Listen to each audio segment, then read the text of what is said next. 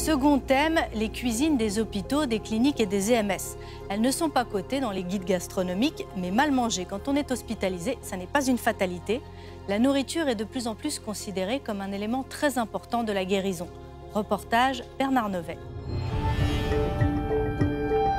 Les chiffres sont sans appel. Dans les hôpitaux suisses, en 2004, 157 000 patients ont souffert de dénutrition au cours de leur séjour.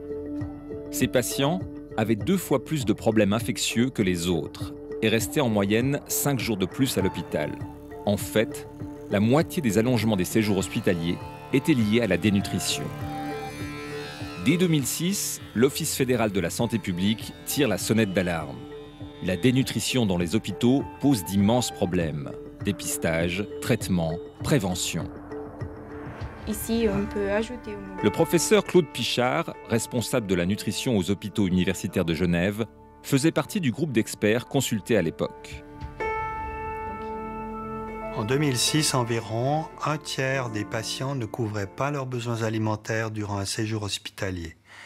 Parmi les raisons qui avaient été invoquées, il y avait le manque d'appétit d'une part, il y avait d'autre part des horaires qui étaient souvent peu conventionnels, trop tôt le matin, trop tôt en fin de journée, et puis une appréciation des repas qui ne favorisait pas la prise alimentaire.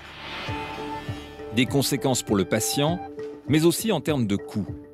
En 2006, l'OFSP estimait à 526 millions les économies possibles en prenant les mesures nécessaires.